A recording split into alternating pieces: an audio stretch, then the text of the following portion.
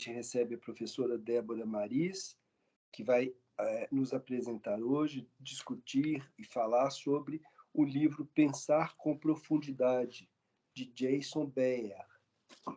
Apresentando para vocês a professora Débora, ela é professora adjunta de ensino de filosofia na Faculdade de Educação da UFMG, é bacharel e licenciada em filosofia pela FAGE, Faculdade dos Jesuítas, graduada em terapia ocupacional, especialista em temas filosóficos, mestre e doutora em filosofia pela UFMG.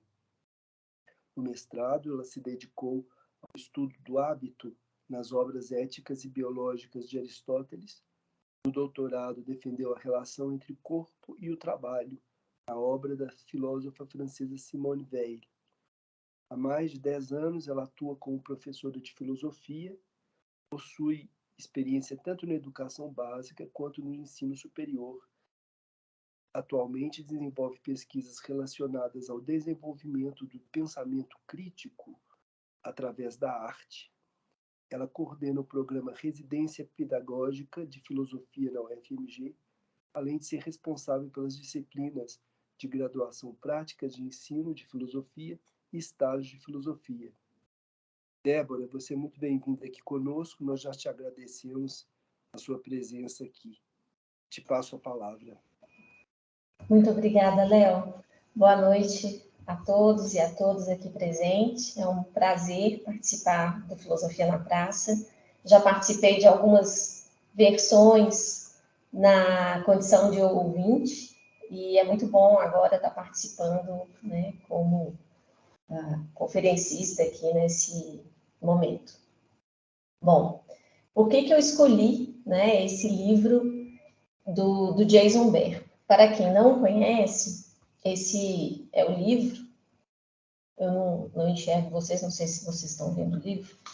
Essa é uma tradução em espanhol do livro dele, né? O Jason Behr, ele publicou esse livro em 2021, é um livro recente, e ele foi traduzido para o espanhol em 2022. Ainda não há uma tradução para o português, inclusive se alguém aqui, né, tiver conhecimento da língua inglesa, de tradução de textos, e tiver interesse, né, é possível entrar em contato com o Jason Behr. Ele é um filósofo estadunidense, professor da Universidade Loyola Marymount, e uma pessoa extremamente disponível e aberta, e muito participante de atividades acadêmicas, inclusive aqui no Brasil, né? Então, a gente também pode convidá-lo e pedir para traduzir essa obra dele, que é a obra mais recente que ele publicou. Bom, o Jason Behr, eu vou começar explicando um pouco, né, o motivo de eu ter escolhido esse livro, quem que é esse autor, esse filósofo, ainda pouco conhecido, né, na área, em especial nas pesquisas dentro da epistemologia contemporânea, ele é mais conhecido, né, mas em outras áreas da filosofia ele é pouco conhecido.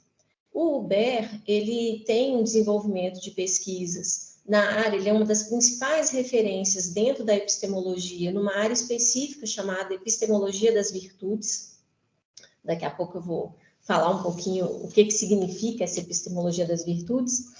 E nos anos de 2012 a 2015, ele desenvolveu uma pesquisa muito importante sobre a epistemologia das virtudes e educação.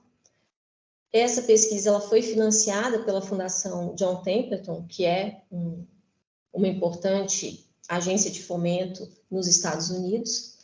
E, em decorrência disso, ele também foi um dos fundadores de uma escola pública de ensino médio nos Estados Unidos, na Califórnia, toda fundamentada dentro dos princípios das virtudes intelectuais. Esse livro que eu escolhi para apresentar hoje para vocês, ele tem como subtítulo, né, o título em inglês é Deep in Thought, e a tradução em espanhol ficou como Pensar com Profundidade, e ele tem como subtítulo um guia prático para a educação em virtudes intelectuais. E por que eu escolhi esse livro? Primeiro porque eu sou uma professora com formação, né, em filosofia, como o Léo já me apresentou, e eu trabalho com práticas de ensino de filosofia. E os textos que eu encontrava, os autores dentro da filosofia da educação, eles não me ajudavam com as práticas de ensino, com o cotidiano da escola. O Jason Behr, quando eu encontrei, né, esse autor e estudando a epistemologia das virtudes, eu percebi que ele traz um caráter que é extremamente filosófico, o trabalho dele, as obras que ele publica. Ao mesmo tempo, ele não deixa de lado uma dimensão da prática de ensino.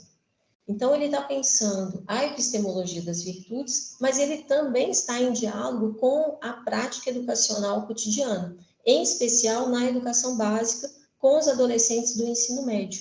Então, o pensamento dele, para mim, ele foi um alento quando eu encontrei as obras do Jason Behr, porque me auxiliou no exercício da profissão, né, e a pensar a metodologia de ensino, pensar práticas que levassem em consideração como que nós podemos desenvolver e auxiliar os estudantes a desenvolver a excelência do pensar desses estudantes. Essa que é a proposta desse livro, e ele se pauta sempre numa dimensão que é a dimensão das virtudes intelectuais. Bom, o que né, eu não conheço vocês ainda, então eu vou falar muito brevemente a partir de uma organização que tem um filósofo, um epistemólogo chamado John Greco, e ele divide em 3 grandes vertentes, só para facilitar a compreensão do que é a epistemologia, do que é essa área da filosofia.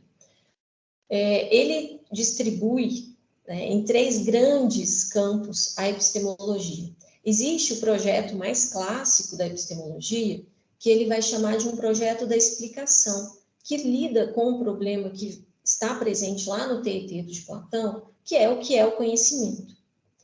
Existe uma outra vertente, que é o que ele vai chamar de projeto de reivindicação, que cuida do problema o que nós sabemos, né? E que perpassa aquelas questões trazidas pelo ceticismo pirrônico.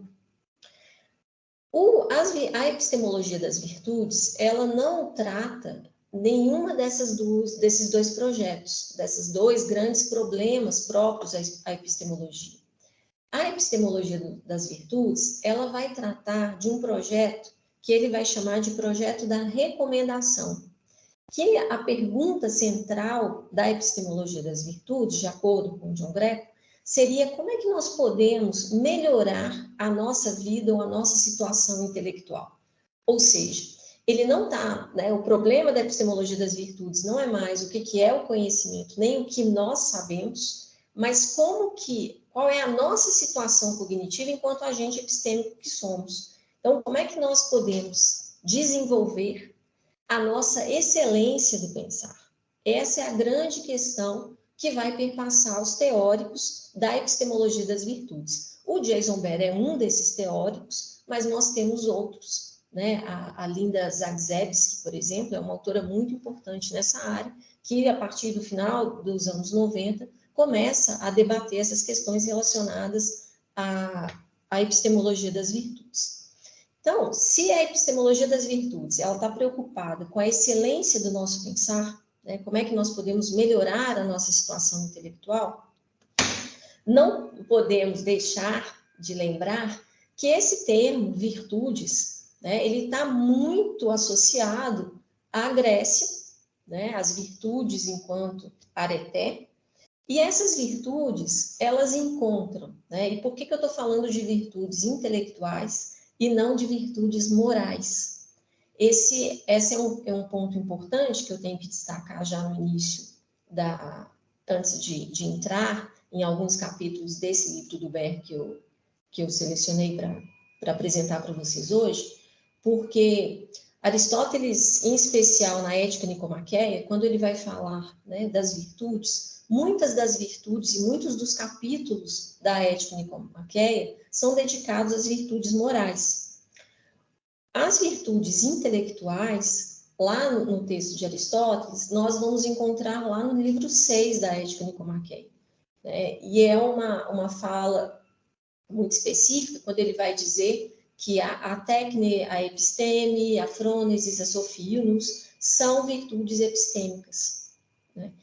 Há toda uma dimensão e um cuidado de clarificação conceitual entre os epistemólogos das virtudes para entender assim, olha, a gente não pode simplesmente se apropriar, né, do processo de habituação que Aristóteles faz para a aquisição das virtudes morais para utilizarmos nas virtudes intelectuais. Então, essa é uma primeira distinção que a gente precisa fazer antes de entrar nesse pensar com profundidade, que é o título do livro.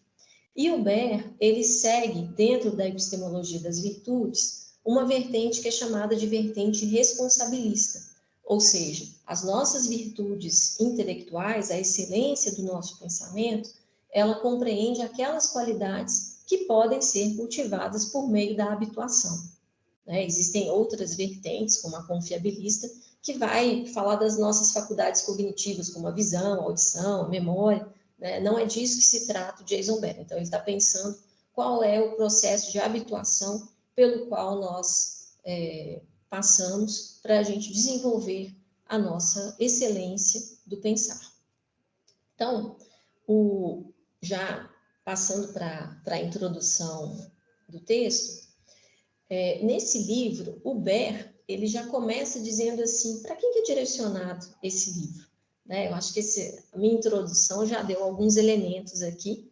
Em especial, o livro, ele é dedicado aos professores, e aqui não são professores de filosofia em especial, né? São professores de todas as áreas, dos diversos componentes curriculares. Ele envolve também a gestão escolar, né, as famílias. Esse livro ele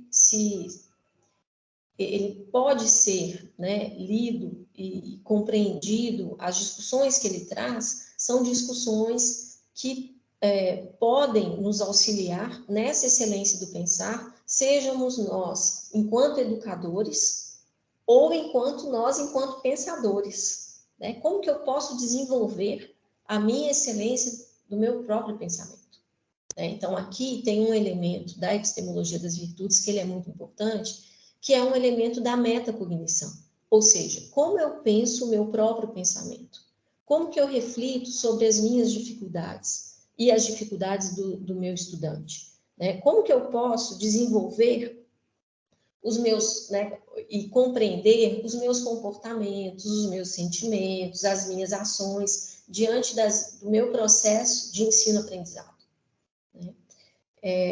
Diante, né, de algo que é contrário, ou de alguém que pensa contrário àquilo que eu penso, né? Quais as ferramentas, quais os elementos, de que modo eu penso e dialogo com aquele que me é tão diferente, que pensa tão diferente de mim, né? Tudo isso são elementos que ele vai trazer para pensar as virtudes intelectuais, tá? Então, há um primeiro elemento quando a Débora, gente... me desculpa, só um minutinho, Débora. Sim, desculpa, agora que você terminou a frase, é que não está aparecendo a sua imagem. Eu não sei se você pode, talvez você apertar alguma coisa aí. Tá, eu vou fechar a câmera e ligar novamente. Tá. Apareceu? Não, não apareceu. Lucas, para mim está fazer aparecendo perfeitamente aqui a imagem da Débora. Ah, é? Para todos está aparecendo? Para mim também está aparecendo. Então não tem importância. Só eu não tem importância. Desculpa, Débora, desculpa, gente. Sem problemas, Léo. Bom, quando a gente pensa, então, as virtudes intelectuais, elas são disposições do nosso pensamento que são adquiridas por meio de hábitos intelectuais, né? E que vão resultar, lembrando, né, da ética nicomaqueia também, há um elemento que é a virtude e os vícios intelectuais, né? O que seria um exemplo de virtude intelectual? A humildade intelectual, por exemplo, né? O que seria um vício intelectual? A arrogância seria um exemplo de vício intelectual. Então, a educação para as virtudes intelectuais, elas vão desenvolver, né, a maturidade intelectual ou a excelência do nosso pensar. Eu gosto desse termo, excelência do pensar, né? e ela se distingue de traços inatos, porque elas são cultivadas por meio de um processo de habituação, né? E as virtudes intelectuais, elas sempre estão em busca de bens que nós chamamos de bens epistêmicos, ou seja, elas estão em busca da verdade, do conhecimento, do entendimento, né? Esses bens epistêmicos é aquilo que se almeja quando nós desenvolvemos essas virtudes intelectuais. Logo na introdução, então, ele vai dizer, né, para que veio, para que serve esse livro, e ele vai falar de 3 elementos, 3 componentes desse livro. Ele se pauta, sim, na epistemologia das virtudes, mas também há um diálogo com a psicologia da educação.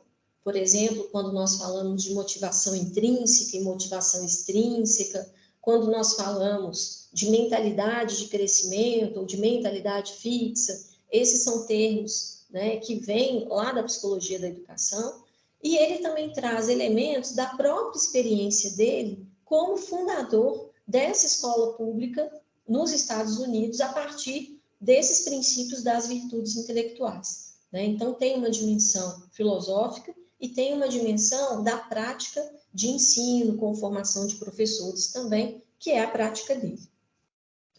E aí, o que ele está pensando, né? Quando ele inicia o primeiro capítulo do livro, dizendo assim: qual que é o objetivo fundamental quando nós pensamos o nosso processo de ensino-aprendizado? E como, obviamente, se é um livro dedicado aos professores, ele está pensando assim: qual que é daquilo que nós fazemos numa aula? Né? Qual que é o horizonte de sentido da nossa ação educativa? E aí ele vai falar de algumas respostas que normalmente são dadas quando a gente se faz essa pergunta. Tem um primeiro elemento que são os ideais acadêmicos, né? Eu preciso saber e fazer, o que eu preciso saber e fazer ao final do ano letivo, né? Que são aqueles elementos lá, os componentes curriculares que são exigidos pela escola. Tá? Ele vai dizer, olha, não pode ser só isso, é preciso mais do que isso. E aí existem ideais que são ideais sociais e políticos, né, a formar para o exercício democrático, formar para a autonomia. Existem ideais que são econômicos e profissionais, melhorar a condição de vida, o acesso ao mundo do trabalho, enfim. Esses são 3 grandes respostas que nós temos quando a gente faz essa pergunta. E o que ele está propondo é um ideal que é o ideal que as virtudes intelectuais, elas devem ser esse ideal educativo. Obviamente que a gente está falando aqui de ideal, né? Não há uma ingenuidade nessa fala dele, ele não está desconsiderando todos os desafios e as adversidades que são próprias, né, ao ensino, à educação pública, mas ele está pensando como o horizonte de sentido da nossa ação, a formação, né, e o desenvolvimento dessa excelência do pensar. E aí isso vai envolver ações, isso vai, né, tem uma dimensão que é prática, tem uma dimensão que envolve questões dos nossos sentimentos, como que nós nos percebemos aprendendo, como que os nossos alunos, né, não sei se todos aqui são professores, mas como que os nossos alunos se percebem no seu processo de ensino-aprendizagem e quais as estratégias que são desenvolvidas para lidar com as dificuldades, para lidar com esse processo. E aí, no capítulo 2, ele já vai falar, eu vou cuidar em especial, gente, dos primeiros 4 capítulos do livro, porque são esses capítulos que trazem essa fundamentação filosófica da obra, né? Os demais capítulos, o livro ele é composto por 11 capítulos. Os demais capítulos são capítulos mais de práticas de ensino, né? Mais específicas a serem aplicadas no cotidiano da escola, e aí eu não vou entrar nesse detalhamento, né? Até porque eu não sei se todos aqui são professores e educadores, tá? Mas os fundamentos dessas virtudes intelectuais e a proposta desse livro é o que eu, né, vou apresentar hoje. Então, ele vai dizer, o segundo capítulo, ele é todo dedicado à dimensão das virtudes, explicar o que são as virtudes intelectuais, né? A virtude intelectual é uma disposição, Enquanto disposição é aquilo que eu falei no início, precisa de um processo de habituação, né, que vai me dar, que vai afetar e interferir diretamente no modo como eu aprendo, como eu penso, como eu faço questionamentos, como eu observo, como eu raciocínio, né? Ou seja, diz respeito acerca de sobre quem nós somos como estudantes e como pensadores que somos.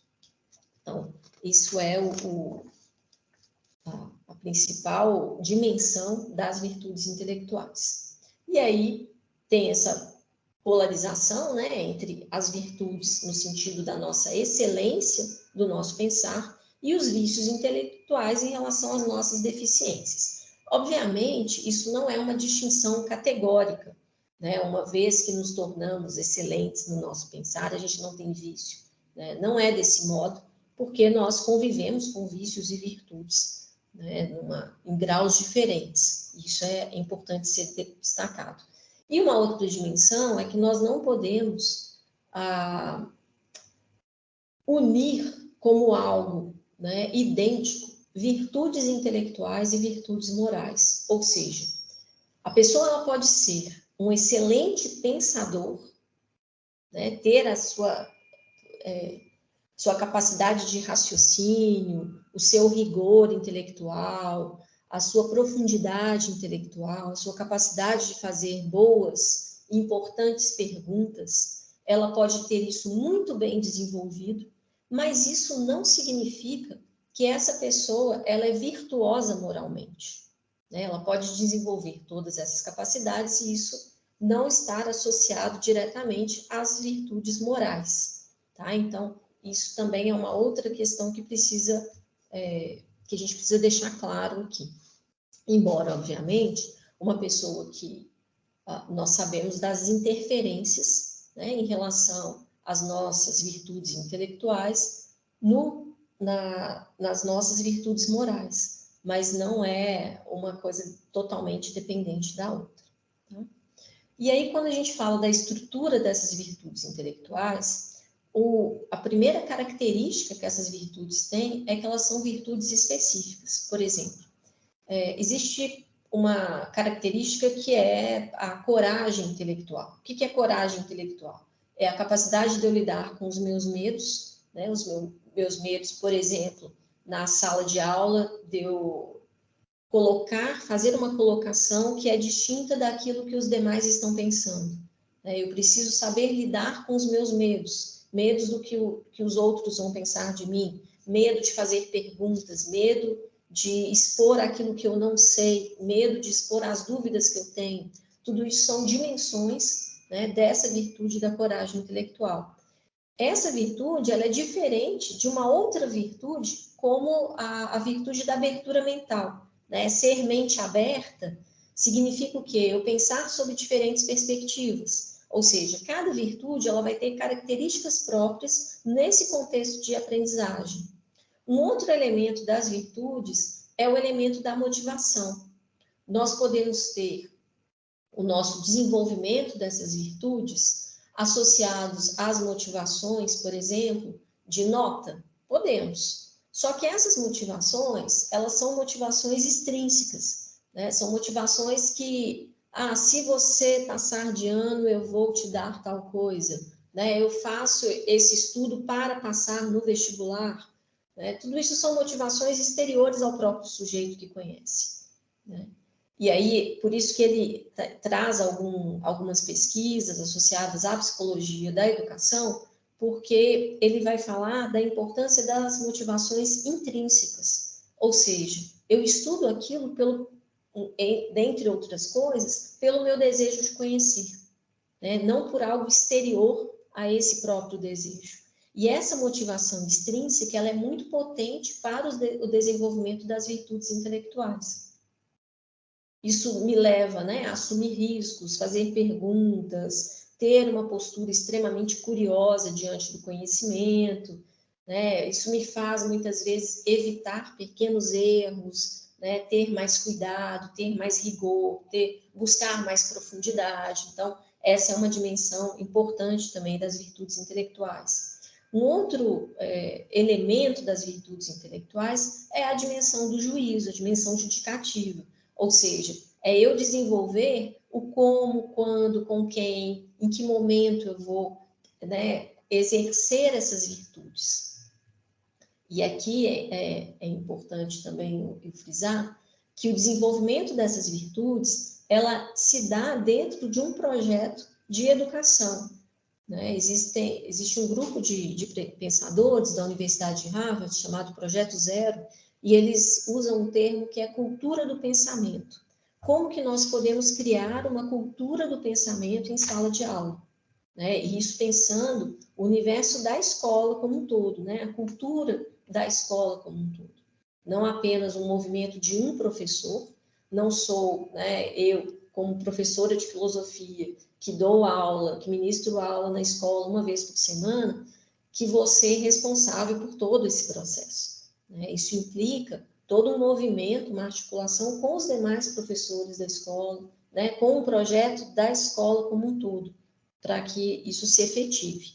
Então, o desenvolvimento das virtudes intelectuais, ela se dá ao longo dos anos, né? Porque como disposição, como habituação, esse hábito para ser formado, ele leva muito tempo e ele exige muita prática, né, a respeito dessas virtudes e dessas ações intelectuais, dessas disposições de pensamento que eu preciso desenvolver.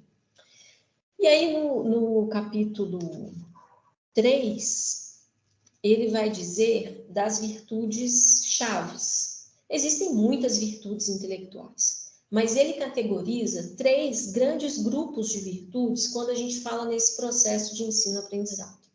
O primeiro grupo é o grupo que é aquele responsável por eu iniciar o meu processo de aprendizagem, né? E ele vai dizer, olha, o processo, ele se inicia com algo muito fundamental em todo o nosso desenvolvimento, nós enquanto pensadores, que é a nossa curiosidade.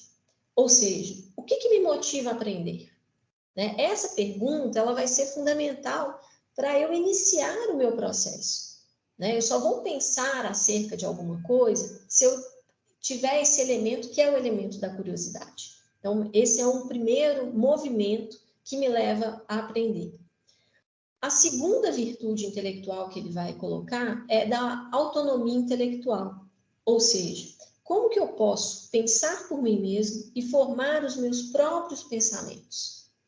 Né? E aqui envolve a nossa capacidade de fazer perguntas, a nossa capacidade, né, de formular bem essas perguntas, ou seja, não basta apenas o perguntar, mas também como que nós formulamos essas perguntas, em que momento. E envolve, né, essa busca pelas respostas a essas perguntas. Então, a autonomia intelectual envolve esse movimento do questionamento. E uma terceira virtude dentro desse bloco, né, que nós utilizamos para iniciar a nossa aprendizagem, ele vai falar que é da humildade intelectual. Ou seja, como que eu reconheço, como que cada um de nós reconhece suas próprias limitações, erros e debilidades. Né? Essa postura, ela é contrária, obviamente, né, ao que seria um vício da subserviência, né? A humildade intelectual, ela está na contramão dessa subserviência, e também ela está na contramão daquilo que seria a arrogância intelectual, né? Ou seja, quando eu me coloco como aquele que sabe tudo, né? Como aquele que tem todo o conhecimento. Então, a humildade intelectual, ela é importante para que eu possa aprender, né? Porque tanto na postura da arrogância quanto da subserviência, a subserviência me coloca numa postura completamente passiva diante do aprendizado, né? Eu sou incapaz. E a arrogância me coloca numa posição de pleno conhecedor, né? Se você conhece tudo, você não vai se colocar num processo de aprendizagem. Então, essas 3 virtudes seriam essas que iniciam a nossa aprendizagem. E o segundo bloco dessas virtudes são aquelas que me mantêm no processo de aprendizagem, né? Que me mantêm rumo a esse conhecimento. E aí, o primeiro desse bloco seria a atenção, né? Como que eu me coloco presente neste movimento do aprender, né? Isso é um dos grandes desafios que nós temos hoje, não apenas por toda a dimensão, né, de celular, rede social, enfim, várias questões relacionadas às tecnologias e ao modo como nós nos relacionamos com as tecnologias, que tem desafiado muito esses processos de ensino-aprendizagem, mas esse movimento, né, de você estar inteiramente presente naquilo que você faz enquanto você estuda, né, isso me mantém nesse processo. A segunda virtude que ele fala é a virtude do rigor, que é diferente do perfeccionismo, né? O rigor intelectual é o desejo de fazer bem as coisas, né? Mas não, ele se diferencia, e aqui é um ponto que o Ber coloca, ele se diferencia do perfeccionismo, porque normalmente o que me move ao perfeccionismo é o medo de errar, né? E o rigor, ele não tem tanto esse temor do erro, né? É mais o desejo de fazer o bem feito. Uma outra virtude dentro desse bloco, ele vai chamar de profundidade intelectual, ou seja, de que modo eu faço conexões entre ideias, buscando explicações, né? E sou capaz de explicar aquilo que eu compreendo. É muito comum, ele inclusive fala disso, né, citando a experiência própria, muito comum um estudante, por exemplo, decorar respostas, né, e não saber explicar, né, então ele simplesmente decora aquilo que está sendo dito, ou que é esperado, mas ele não compreende aquilo que ele está decorando, né, então aqui tem um elemento importante dessa profundidade intelectual, a nossa capacidade de saber explicar aquilo que nós conhecemos. E, por fim, ele vai falar de um terceiro bloco de virtudes que são não necessariamente para iniciar nem para manter o processo de conhecimento, mas para aquelas virtudes que nós utilizamos para superar determinados obstáculos que surgem durante o nosso processo de ensino-aprendizagem.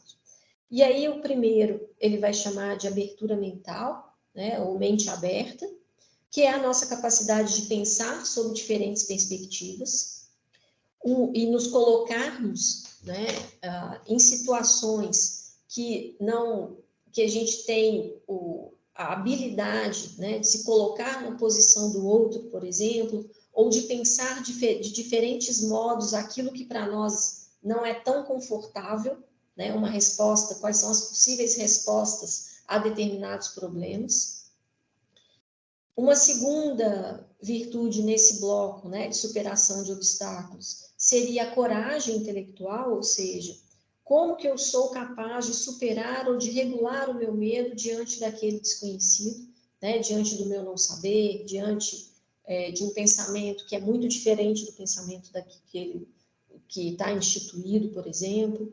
Né? Então, esse elemento de coragem intelectual, como que eu busco, né? Como que eu lido com as fontes, como que eu lido com os autores, né? Como que eu me coloco numa posição de questionamento em sala de aula, mas também durante o meu processo, enquanto eu estou lendo um livro, enquanto eu estou debatendo com alguém.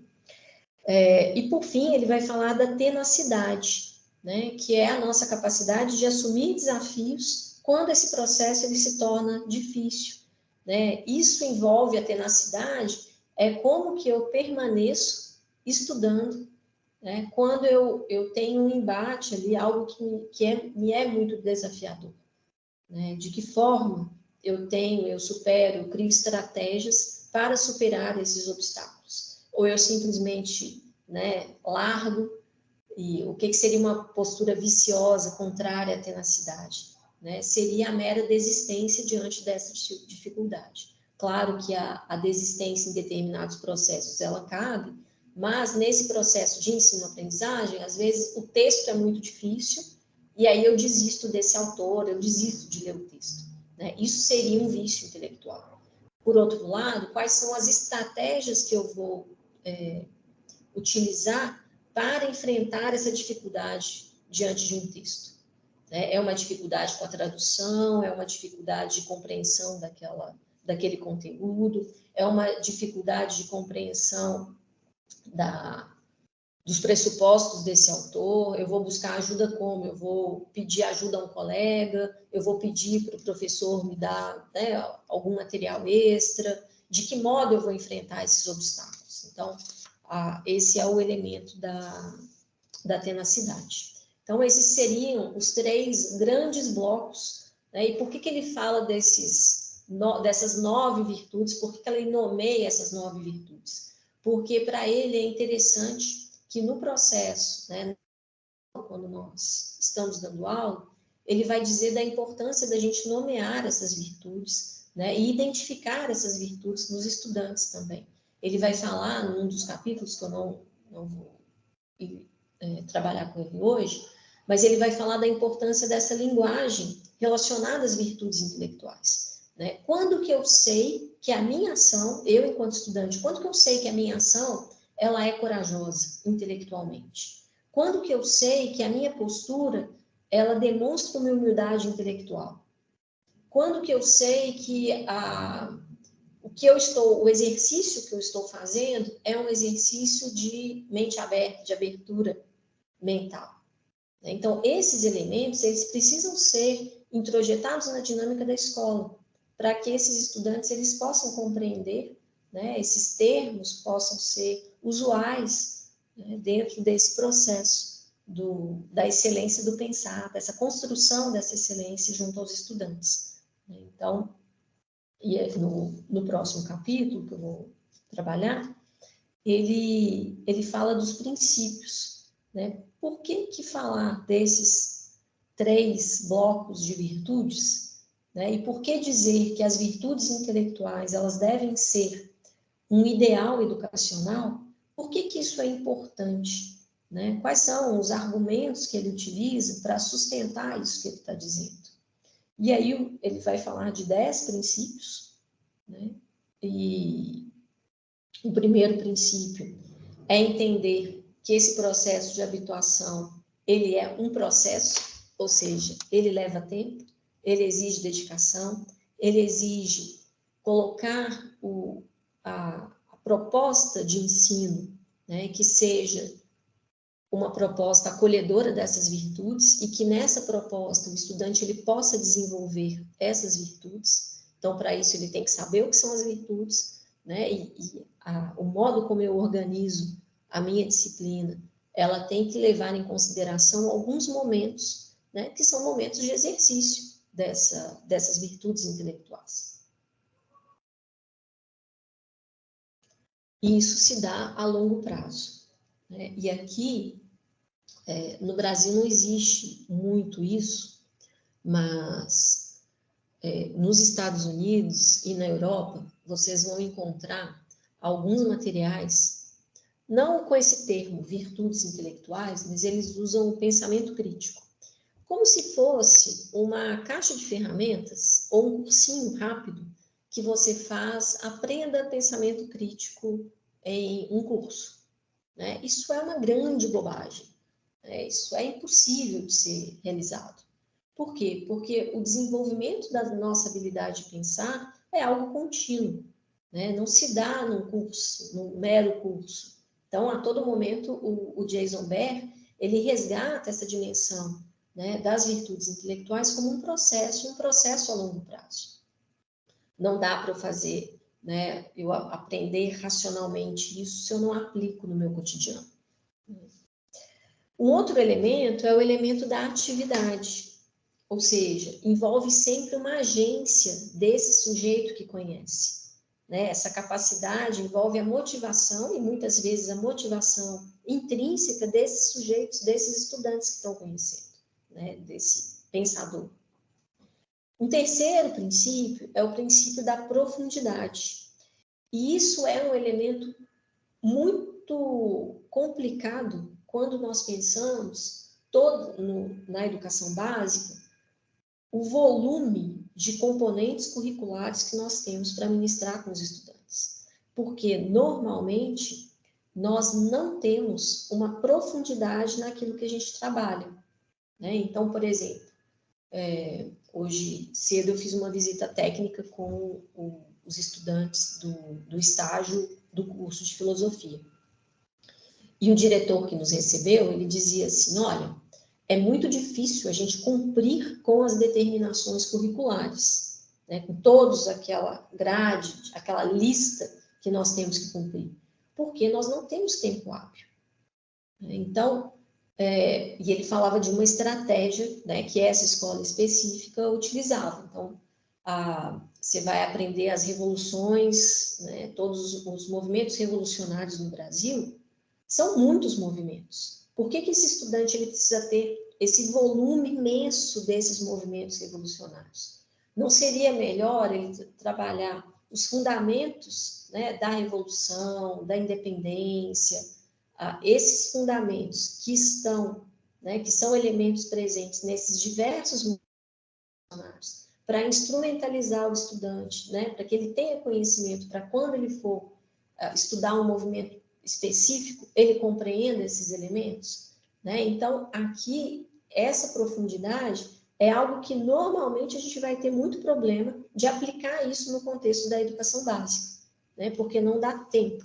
É um pouco, não sei se vocês já fizeram cursinho ou já foram professores de filosofia em cursinhos para o Enem, né? Ou para a segunda etapa da UFMG, quando tinha, mas era uma loucura, assim, você trabalhava com toda a história da filosofia em 6 meses, né, ou com os principais, é muito precário, né? Então, esse elemento de profundidade é algo que a gente vai ser uma dificuldade quando a gente implanta isso dentro da escola, em especial, né, se a nossa instituição for uma instituição mais tradicional. Existe um outro elemento que ele vai falar, que é o elemento da imprevisibilidade. Porque se eu estou trabalhando com a capacidade do estudante, né, de fazer perguntas, né, e a nossa educação, no Brasil em especial, é uma educação em que o estudante ele faz pouquíssimas perguntas, né? Usualmente o estudante é aquele que fica calado escutando o professor falar.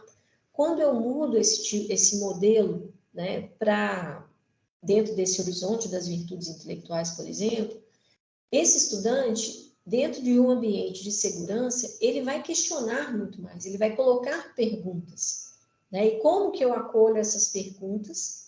Isso é um elemento que às vezes pode gerar alguns desvios na minha aula, né? Porque as discussões podem ir para outro movimento que não aquele que inicialmente eu tinha programado, né? Então, tem um elemento, o Bera, que ele usa o termo desordem como um desses princípios, né? Mas desordem não no sentido de uma desorganização, mas no sentido de uma imprevisibilidade diante desses questionamentos, desses desafios que às vezes são colocados na dinâmica da sala de aula. Um quinto princípio, ele vai chamar de princípio relacional, né? Ou seja, tem um elemento aqui que não é um elemento, simplesmente eu vou, ministro a minha aula e vou embora. Tem um elemento que é da relação que eu estabeleço com os estudantes. Obviamente, ele não é ingênuo, numa turma de 40 estudantes, por exemplo, né? Como que eu vou dar essa atenção a uma turma de 40?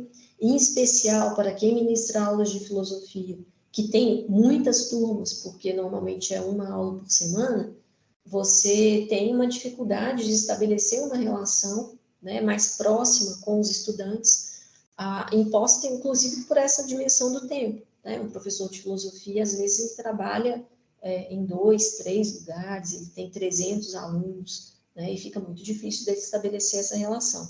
Mas o Bera, ele fala assim, talvez algum aluno específico dá para eu, né, ter uma relação mais próxima com esse estudante, né? E aqui ele está falando dessa relação de atenção, de cuidado para com os estudantes.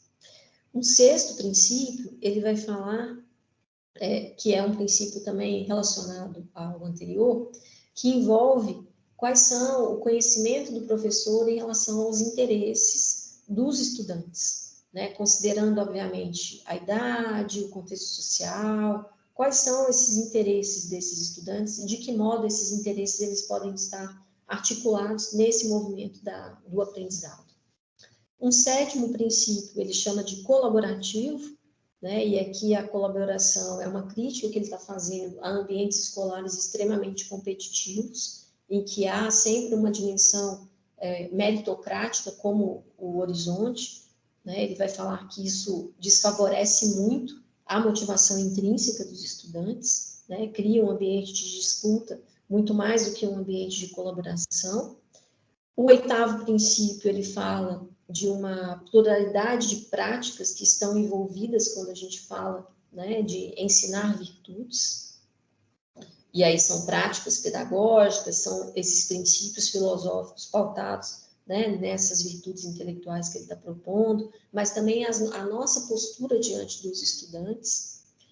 Envolve um 9º princípio, que é um princípio relacionado lá à psicologia da educação, que é uma mentalidade de crescimento. Eu não vou entrar aqui, mas tem uma psicóloga, professora universitária, chamada Carol Dweck, que tem um livro chamado Mindset, né? Basicamente ele resgata esses elementos desse livro. E, por fim, o 10º princípio, ele vai chamar de princípio realista, né? Porque a gente não pode nem ser ingênuo nem excessivamente otimista sobre o impacto imediato da educação para as virtudes intelectuais, que é a proposta do livro, né? Então, em vários momentos ele diz isso, ele fala, olha, isso é um projeto a longo prazo, né? Isso é um projeto que ele se dá ao longo do processo de ensino-aprendizagem do estudante, e isso envolve, sim, uma cultura do pensamento dentro da escola, né? Claro que um professor isolado de uma disciplina, ele pode iniciar esse movimento, né? Mas esse movimento ele também pode ser feito, né, com outros colegas, com outros professores, envolvendo a gestão, envolvendo os técnicos da escola. E isso é passível, né, e é possível de ser concretizado e realizado. O último capítulo que eu vou me debruçar hoje é um capítulo sobre as posturas. Ele vai dizer que as posturas que nós, enquanto docentes, temos nessa relação, né, de formar, de educar para as virtudes, as nossas posturas, elas são um ponto intermediário entre esses princípios que ele apresentou e as práticas pedagógicas que nós, de fato, desenvolvemos em sala de aula, né? E ele vai dizer que há uma diferença entre posturas e virtudes, porque as posturas, elas não têm o mesmo nível de estabilidade como as virtudes, né? Elas não são uma disposição estável como as virtudes, e as posturas, elas têm uma forte dimensão moral, e aí nesse sentido, né, ele traz essa dimensão dos valores, que as virtudes intelectuais não têm. Então, primeiro, ele vai colocar a importância de nós repensarmos posturas muito controladoras na nossa dinâmica da sala de aula, né? E ele vai falar que, muitas vezes, essa postura mais controladora, ela não dá espaço às perguntas dos estudantes, né? E ele coloca alguns elementos que envolvem essa postura mais controladora, né? Um dos elementos, ele vai falar, em especial, de professores que estão iniciando na carreira, que é um elemento de insegurança, né? Ou seja, eu sou mais controlador porque eu estou inseguro, então eu não dou muita abertura para perguntas, por exemplo, porque nessas perguntas eu posso evidenciar aquilo que eu ainda não sei e tenho dificuldade de exercer ali uma humildade intelectual. Esse é um dos elementos. Ele vai falar que essa postura controladora também no caso de professores com muitos anos de experiência, isso pode ser um efeito de uma certa, ele usa o termo preguiça, né? Ou seja, eu mantenho uma postura controladora e repetitiva do meu modo de dar aula, né? Justamente para eu não ter muito o que pensar. Então, a aula que eu, né, ministro esse semestre, às vezes, né, nós já encontramos isso na nossa experiência acadêmica, pode ser a mesma aula, né, que esse professor deu há 10, 20 anos atrás, por exemplo, né? Ele vai colocar isso como um elemento da postura controladora. Um outro elemento é do perfeccionismo, né? Então, aquilo que eu pensei para minha aula, ele não pode sair daquele script, né? Então, esse perfeccionismo me leva a ter essa postura extremamente controladora dentro de sala. E depois ele vai falar, né, na contraposição dessa postura controladora, de outras duas posturas. A primeira é uma postura de presença, né, e aí no sentido de atenção plena, no sentido de estar inteiramente naquele momento, naquela aula, né. Isso envolve a capacidade de escuta, a capacidade de perceber, né, os elementos que não necessariamente são elementos verbais, às vezes a postura corporal dos estudantes, enfim, né, os elementos que envolvem ali esse encontro, que é a aula, e uma postura que ele vai falar de humildade, né, como que esse professor ele precisa exercer essa postura de humildade, no sentido de uma abertura, de estar bem, né, ele vai falar assim, estar bem com quem eu sou e onde eu estou, né, nesse movimento de construção desse conhecimento, né, e de auxílio desse estudante junto nesse processo de ensino. Então, esses são os elementos, né, que eu me propus a falar aqui do livro. Depois ele entra, né, nos demais capítulos, sobre a linguagem, sobre a autorreflexão, sobre a compreensão, sobre a prática, e envolve, inclusive, algumas avaliações, como que eu trabalho, né, no âmbito das virtudes intelectuais dentro de sala de aula, né, como que eu faço autorreflexões, como que eu ajudo esse estudante a se perceber, né, enquanto pensador, né, como que está esse processo de ensino, como que esse estudante ele trabalha essa dimensão da metacognição, ou seja, como que ele percebe o seu próprio pensamento diante do aprendizado dele, né, diante da vida acadêmica, diante da escola. Então, o Ber, e aí ele já traz questões mais técnicas, traz inclusive questionários que podem ser utilizados, traz um glossário com várias, não um glossário, ele traz dentro da estruturação dessas 9 virtudes intelectuais que eu apresentei para vocês, ele traz uma série de questionamentos para auxiliar o estudante nesse processo de autocompreensão, né? Então, como que ele se percebe exercendo a virtude da coragem intelectual, né? Como que ele se percebe exercendo a humildade intelectual, como que ele se percebe nessa questão da tenacidade diante né, do processo de ensino dele. Então, ao meu ver, a escolha desse livro, ela vem para nos ajudar enquanto, né, em especial enquanto professores, eu não sei se, né, todos aqui são professores, mas para mim ele traz um elemento essencial, que é de que modo a gente pode desenvolver a nossa capacidade de pensar e ajudar o estudante, né? E aí eu não estou falando só eu enquanto, né, pensador e aprendiz que sou, mas com os estudantes. E aí não apenas estudantes, né, da educação básica, mas também na universidade. Porque nós encontramos algumas disposições de pensamento, quando a gente dá aula, que envolvem vícios e virtudes intelectuais, né? E de que modo eu posso desenvolver isso? Eu, especificamente, trabalho com a licenciatura em filosofia e também outros cursos de licenciatura. Então, há uma preocupação muito grande, como é que a gente pode auxiliar nessa formação dos estudantes no desenvolvimento dessa excelência do pensar, né? Mais do que ministrar determinados conteúdos de história, geografia, matemática, física, né? Como é que a gente desenvolve esse fundamento, nós enquanto aprendizes? E um dos livros sobre as virtudes intelectuais, ele trabalha uma pergunta que eu até estava conversando antes de nós iniciarmos, que é a pergunta, quando eu penso, o que eu estou fazendo? Né? Ou seja, o pensar exige estabelecer conexões, exige questionar, exige raciocinar, exige estabelecer padrões, né? Exige imaginar. E como que a minha aula, eu enquanto docente, né, e se tiverem mais docentes aqui, como que a minha aula auxilia esse estudante nesses elementos que envolvem o pensar? Né? Porque, às vezes, é como se nós utilizássemos o termo pensar indistintamente. né? Como se nós utilizássemos esse termo para o estudante e falasse assim, pensa direito, você não pensou direito. Mas o que significa pensar direito para esse estudante?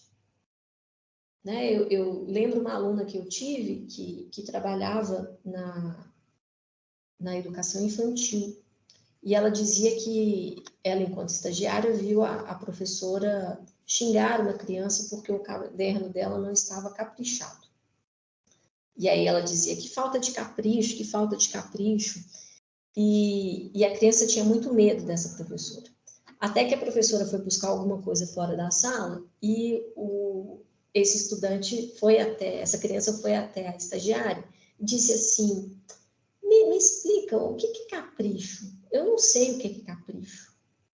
Né? E por que eu estou dizendo disso? Porque às vezes me parece que nós utilizamos o termo pensar indistintamente, como se pensar todo mundo já soubesse o que significa pensar. Né? E como se todos nós já tivéssemos esse pensar desenvolvido de forma tão excelente que basta, né, a gente começar a pensar para sair o conhecimento ou para aprender algo. Né? E não é assim. É preciso saber quais processos estão envolvidos no meu pensamento. Né? Então, esse elemento da metacognição é algo muito pouco explorado, a meu ver, dentro da formação de professores. Né? Então, o livro do Jason Behr, ele vem como uma ferramenta, a meu ver, essencial para que nós, enquanto educadores, possamos desenvolver, né, e contribuir para a formação e para a excelência desse pensamento dentro dos processos, né, dentro das escolas. E esse é um elemento central dentro da formação dos estudantes. Bom, é isso que eu tinha preparado, né? Espero que eu possa esclarecer dúvidas.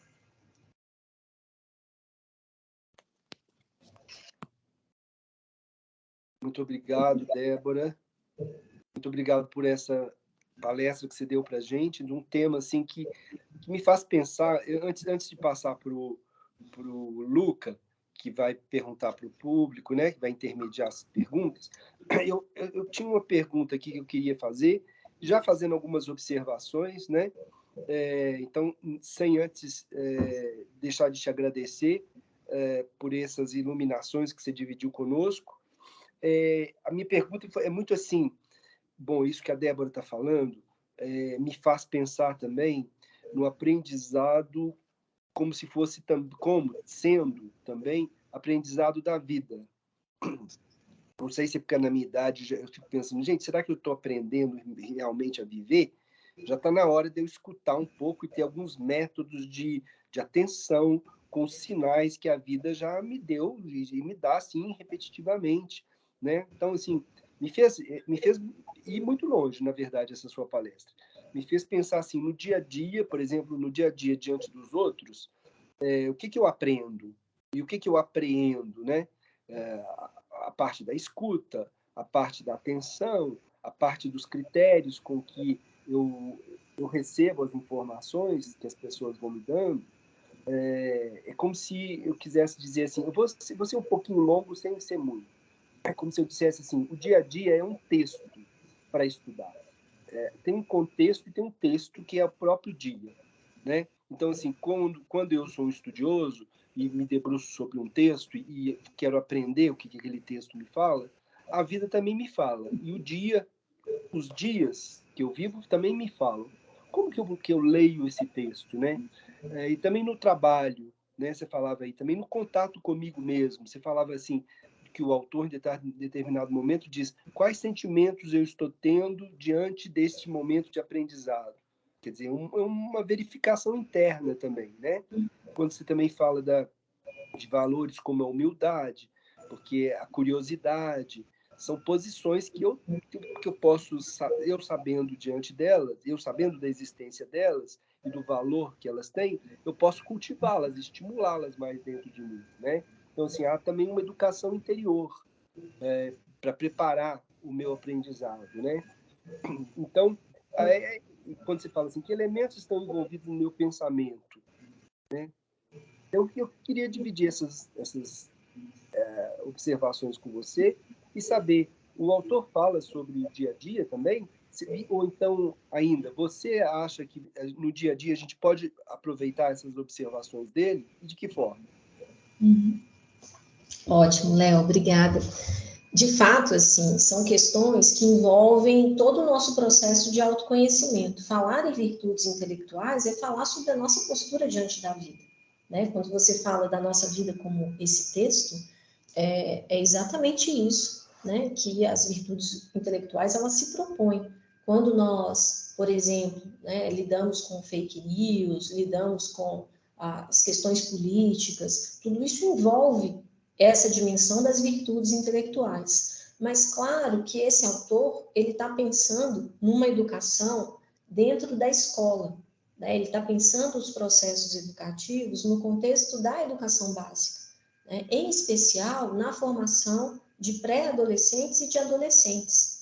Então, todo o trabalho dele, direcionado para a educação, ele vai pensar esse processo formativo da educação básica, né? Por quê? Porque uma vez que, e isso eu estou pressupondo a partir da leitura que eu fiz do autor, uma vez que eu tenho, né, esses elementos de autocompreensão, né, do que são essas virtudes, eu já desenvolvi esses elementos e essa percepção e essa metacognição no ambiente escolar, eu tenho essa disposição um pouco mais consolidada para eu lidar com questões do meu cotidiano, da minha vida. Agora, é óbvio que como virtude, né, é algo que é exercido ao longo da vida, né? Mas o que ele está querendo é que esses elementos relacionados à nossa compreensão e ao nosso pensamento, isso esteja já no processo formativo escolar, que não seja só algo que venha lá na maturidade, né? Embora a gente saiba que esse processo ele se dá ao longo da vida, né? Mas ele já quer estabelecer isso com as crianças, com os adolescentes, para que eles já tenham esses elementos para trabalhar quando eles forem, né, quando eles saírem da escola e continuarem o processo de conhecimento, porque de fato, né, o nosso processo de aprendizado, ele se dá ao longo da vida, né? Mas ele tá focado na questão da escola.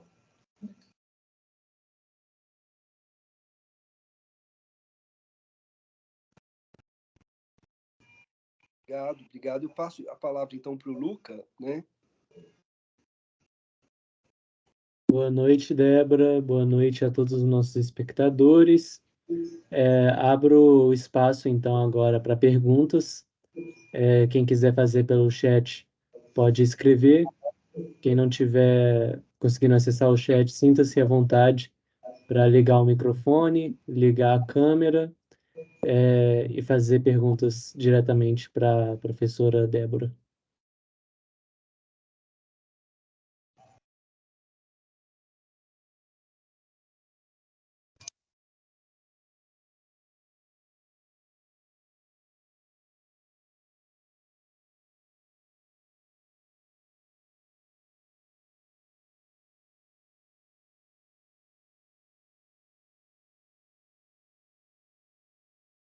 Lembrando que o nosso evento vai oficialmente até às 9h10.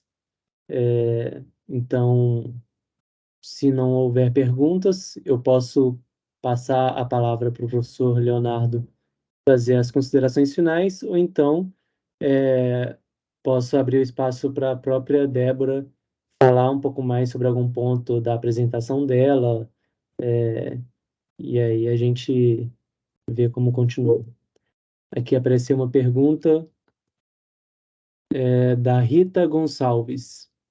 Professora, sempre que ouço propostas interessantes para o ensino da filosofia no âmbito da escola, eu fico me perguntando como conciliar o curto tempo de aula que a disciplina filosofia dispõe na educação básica. Você poderia falar um pouco sobre essas possibilidades? Rita, obrigada pela pergunta.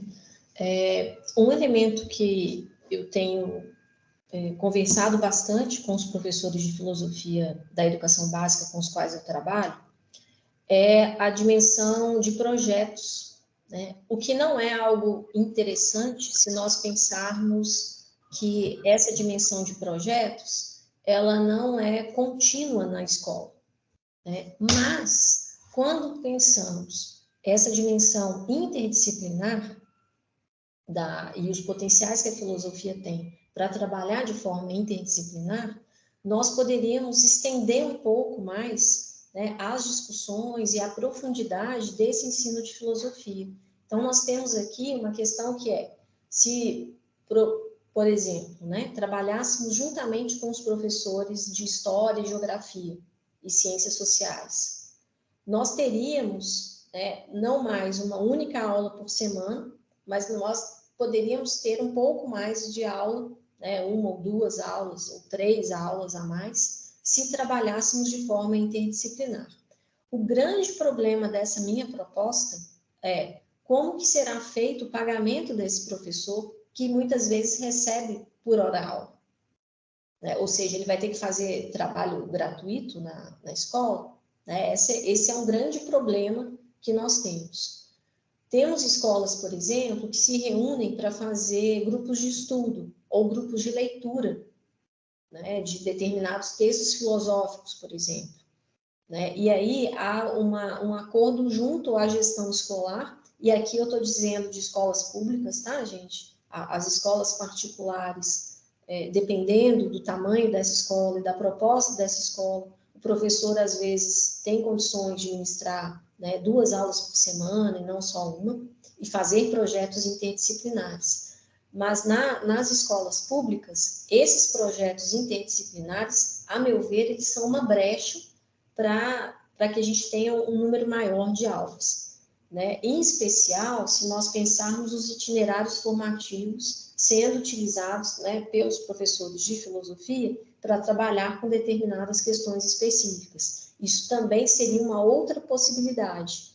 Agora, o trabalho de filosofia, né, no fundamental, e aí eu estou pensando o ensino fundamental 1 e o 2, né, aí vai depender muito de escolas particulares, né, porque na escola pública a gente não tem muita abertura, né, não existe essa determinação curricular de filosofia nesse contexto. Mas existem algumas escolas particulares que conseguem e que têm isso como um projeto político, né? Mas nas escolas públicas, no ensino médio, a meu ver, é via itinerários formativos, né, e projetos interdisciplinares junto com outras disciplinas, e não necessariamente das humanidades, né? Pode ser junto com o professor de matemática, de física, de biologia, trabalhando temáticas interdisciplinares.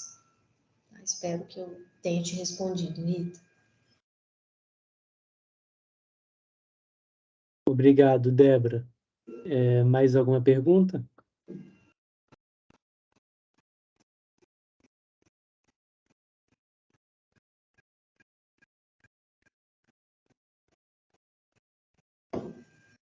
Tem uma pergunta aqui, Débora, isso é uma curiosidade.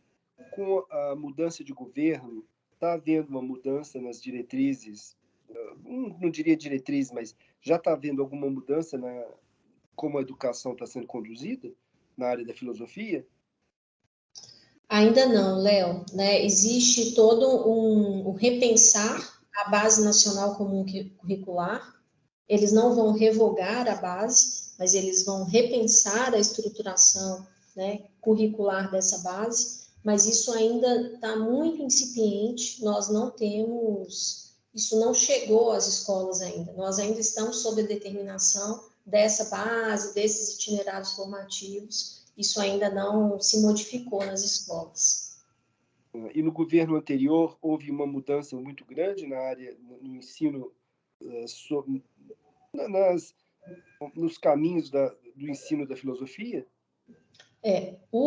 A filosofia, ela teve um impacto, todas as disciplinas tiveram um grande impacto com a mudança, né, com a implantação da BNCC, que, né, se efetivou no governo anterior. E aí nós tivemos uma redução do número de aulas, e os professores de filosofia, para que eles pudessem, né, se manter, completar um cargo no Estado, eles precisaram assumir outras disciplinas. E aí essas disciplinas foram a disciplina de projeto de vida e os itinerários formativos. Com isso, teve uma precarização das aulas desse professor também, ou seja, além dele trabalhar, né, com as aulas de filosofia, ele ainda teve que trabalhar com outras matérias que ele não tem formação para isso, né, porque esses professores eles não receberam nenhuma formação do Estado, ou até receberam, mas foi uma formação muito rápida, considerando todas as modificações e as demandas que essas disciplinas envolviam. Então, nós ainda estamos sobre uma precariedade muito grande do ensino de filosofia.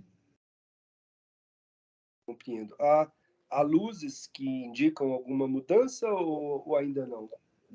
Essas modificações na BNCC, isso vai implicar os conteúdos disciplinares, né, de filosofia, provavelmente isso nós teremos mais a presença da filosofia tanto no primeiro, no segundo, quanto no terceiro ano do ensino médio, né? Com isso, o professor ele vai ministrar, né, aulas que foram retiradas com esses itinerários formativos e projetos de vida, né? Ao que aponta, está direcionando para isso.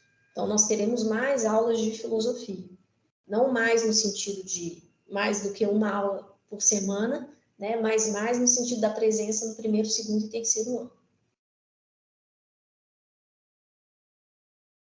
Ótimo.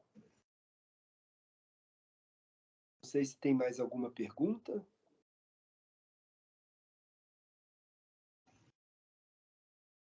Se não tiver, então a gente fecha, te agradecendo bastante, né, Débora, de estar aqui conosco. E até a próxima. Esperamos que você esteja em outros Filosofia na Praça conosco também. E agradeço a todos a presença e até a próxima quarta-feira. Obrigada, gente. Boa noite. Se quiser falar alguma palavra final, Débora, sinta-se à vontade. Tá. Para quem se interessar sobre essa temática, eu ministro na Faculdade de Educação algumas disciplinas optativas dedicadas ao pensamento crítico e às virtudes intelectuais. Então, quem se interessar, né, todo semestre não, mas anualmente, uma vez por ano, eu oferto essas disciplinas, caso alguém tenha interesse. E se quiserem também, né, compreender e discutir um pouco mais sobre esse pensamento das virtudes intelectuais, tem um site, que é o site que o Jason Behr, ele coordenou, chamado intellectualvirtues.org. Como botar escrito, ou senão a gente envia... Eu não tenho acesso ao chat, eu acho que eu não consigo. O chat não é todo mundo que tem, não. A gente envia, então, por e-mail. Tá. Né, Luca? Intelectual, né, com 2 L's, virtues, em inglês, .org. Então, esse é um site que tem vários elementos ali que o professor ele pode se apropriar para pensar o contexto da sala de aula, para trabalhar dentro dessa perspectiva das virtudes intelectuais. Ele é uma referência bem interessante.